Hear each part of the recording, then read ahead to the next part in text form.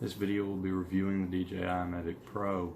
I've divided this review into 8 categories. The first one is how beginner friendly it is. The second one is build quality. The third is camera quality, and last of all is a comparison between this and the Mavic Pro Platinum. So let's get right into the review. Beginner friendliness.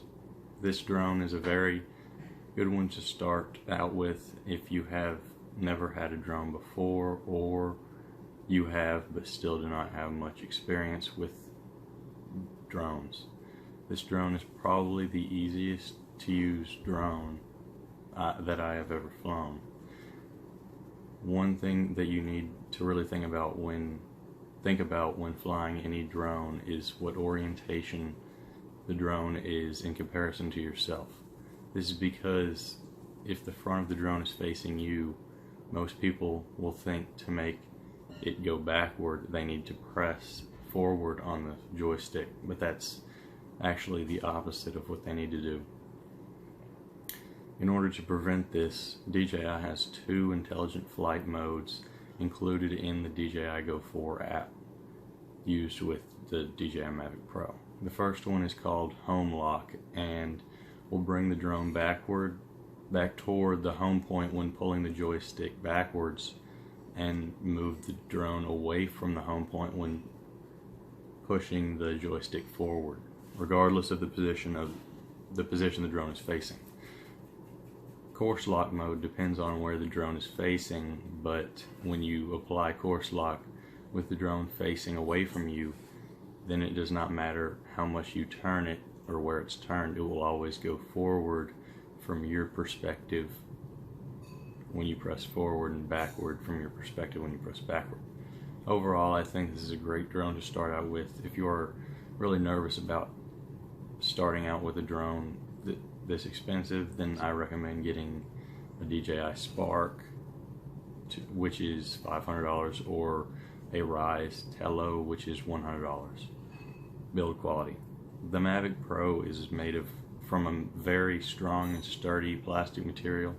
When you hold the Mavic Pro, you can tell it was engineered to be very strong. The only things you have to be careful about are the camera and gimbal. They are not meant to be, torn up. Now, I'm not saying you can crash this and it will be fine. It can take a crash pretty well, but it really depends on the crash, and the arms are the most vulnerable to breaking, so you need to keep that in mind as well. Camera quality. This drone has a great camera for the size of the drone and sensor.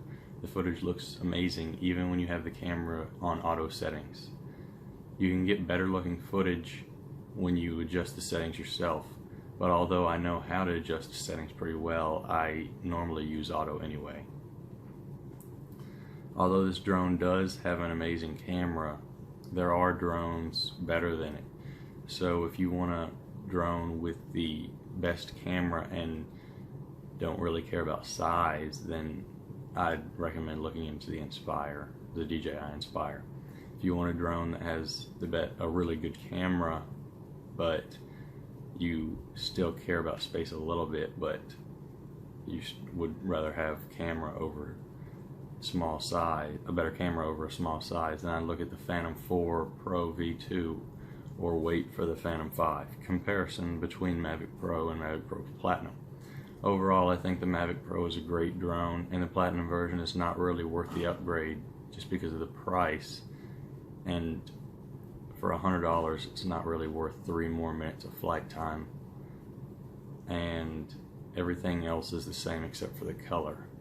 I would recommend getting a Mavic Pro and another battery, or a Mavic Pro with the Fly More combo, because you're just getting more for your money, and that's just my opinion though, but yeah, overall I think this is a very good drone and a great one to start out with. So thanks for watching.